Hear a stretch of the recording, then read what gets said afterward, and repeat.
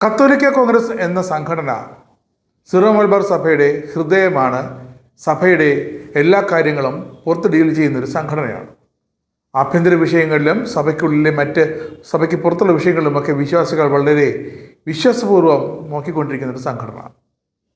സഭയുടെ സാമ്പത്തിക പ്രശ്നങ്ങളിലും ആഭ്യന്തര വിഷയങ്ങളിലും ഒന്നും ഈ കത്തോലിക്ക കോൺഗ്രസ് ഇപ്പോൾ ഇടപെടുന്നില്ല എന്നാണ് വിശ്വാസികളുടെ പരാതി. ഏകീകൃത കുർബാന അടക്കമുള്ള തർക്കങ്ങൾ ഇപ്പോൾ സഭയിൽ രൂക്ഷമാണ്. സഭയിലെ ആരാധനാക്രമ തർക്കങ്ങൾ, ഭരണപരമായ വിഷയങ്ങൾ എന്നിവയൊക്കെ വ്യക്തമായി നിലപാടോടെ കൈകാര്യം ചെയ്യേണ്ട സംഘടനയാണ് കത്തോലിക്ക കോൺഗ്രസ്. പക്ഷേ മൗനം പാലിക്കുന്നു.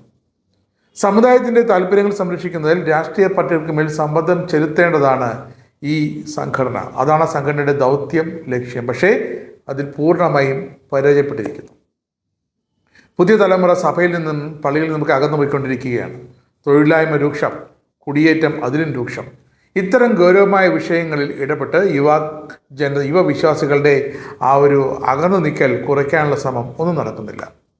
പിന്നെ മെത്രാന്മാരും വൈദികരുമാണ് ഈ കത്തോലിക്ക കോൺഗ്രസിൽ അമിതമായ സ്വാധീനം ചെലുത്തുന്നത്. അതുതന്നെ ഏറ്റവും വലിയ ദോഷമാണ്. ഒരു അൽമായ സംഘടനയെന്ന് പുറത്ത് വിളിക്കും, വിശ്വാസികൾ അങ്ങനെ കരുതും. പക്ഷേ അതിൻ്റെ നയരൂപീകരണത്തിലും തീരുമാനങ്ങളിലുമൊക്കെ മെത്രാന്മാരും വൈദികരുമൊക്കെയാണ് ചുക്കാൻ പിടിക്കുന്നത്. അങ്ങനെ ആ സംഘടനയുടെ അൽമായ സ്വതന്ത്ര സ്വഭാവത്തിന് അത് ഇല്ലാതാക്കുന്നു. അതുകൊണ്ട് എന്താവും? സ്വതന്ത്രമായൊരു ശബ്ദത്തിൻ്റെ അഭാവം സഭയെ കാര്യമായി തന്നെ ബാധിക്കും.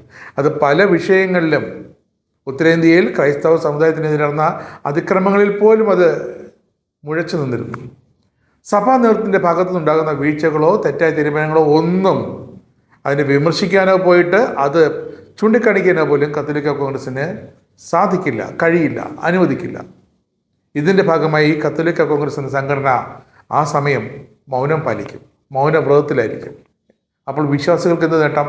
ഒരു നേട്ടവുമില്ല, ഒരു ഗുണവുമില്ല. സംഘടനയുടെ ഭാരവാഹികളെ തിരഞ്ഞെടുക്കപ്പെടുന്നവർ പലപ്പോഴും മെത്രാന്മാരുടെയും പിതാക്കന്മാരുടെയും ഒക്കെ സഭാ നേതൃത്വത്തിൻ്റെയും ഒക്കെ വേണ്ടപ്പെട്ടവരാണ്. അവരുടെ താല്പര്യങ്ങൾ സംരക്ഷിക്കുന്ന ആൾക്കാരായി മാറുന്നു. കാരണം അവർ നോമിനേറ്റ് ചെയ്യുന്നവർ തന്നെയാണ് ഈ സംഘടനയുടെ തലപ്പത്ത് വരുന്ന അൽമായർ. സഭാ നേതൃത്വം നിശ്ചയിക്കുന്ന അതിർവരമ്പുകൾക്കുള്ളിൽ നിന്ന് മാത്രം പ്രവർത്തിക്കേണ്ടി വരുന്നതുകൊണ്ട് രാഷ്ട്രീയമായ സമ്പദ്ശക്തിയാകാൻ സംഘടനയ്ക്ക് സാധിക്കുന്നില്ല. ഇപ്പോൾ എറണാകുളം അങ്കമാലി അതിരൂപതയിലെ ബിഷപ്പിൻ്റെ പാസ്റ്ററൽ കമ്മിറ്റിയുടെ അവസ്ഥ കണ്ടില്ലേ? എൻ്റെ സെക്രട്ടറി ആരാണ്? അതിൻ്റെ മറ്റു 3 അംഗങ്ങൾ ആരൊക്കെയാണ്? സഭയ്ക്കെതിരെ കഴിഞ്ഞ 1-2 വർഷമായിട്ട് എറണാകുളം അങ്കമാലി അതിരൂപതയിലെ സഭയ്ക്കെതിരെ കൊടി പിടിക്കുന്ന, സമരം നയിക്കുന്ന, കോലം കത്തിക്കുന്ന ആൾക്കാരെയാണ് ഇപ്പോൾ സഭയിലെ പാസ്റ്ററൽ സെക്രട്ടറിയും മറ്റു കമ്മിറ്റി അംഗവുമായി വച്ചിരിക്കുന്നത്. അപ്പോൾ ഇതാണ് പറഞ്ഞത്. ഇതേ അവസ്ഥ തന്നെയാണ് കത്തോലിക്ക കോൺഗ്രസിലും. അവിടെ മെത്രാന്മാർ തീരുമാനിക്കും, രൂപത അധികാരികൾ തീരുമാനിക്കും ആരാകണം ഭാരവാഹിയെന്ന്. അവരുടെ കുഴലൂത്തുകാരായി ഭാരവാഹികൾ മാറുന്നൊരു ഗതികേട്. വിശ്വാസികൾക്കിടയിൽ സമാധാനം ഉണ്ടാക്കാനോ കൃത്യമായ ഒരു വിഷയത്തിലൊരു മധ്യസ്ഥത വഹിക്കാനോ സംഘടനയ്ക്ക് കഴിയുന്നില്ല.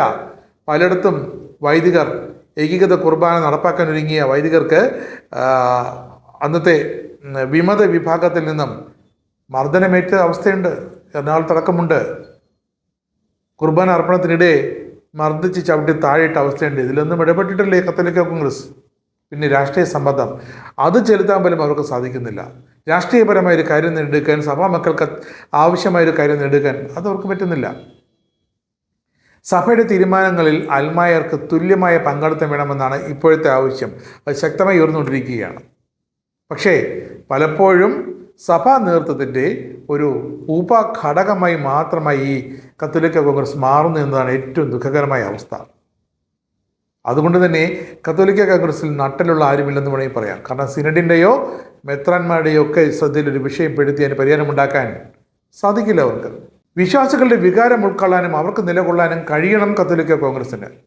സഭയ്ക്കുള്ളിലെ തർക്കങ്ങളിൽ പക്ഷം പിടിക്കാതെ സത്യത്തിനും നീതിക്കും വേണ്ടി എന്തെങ്കിലും ഒരു തവണയെങ്കിലും നിലകൊള്ളണം.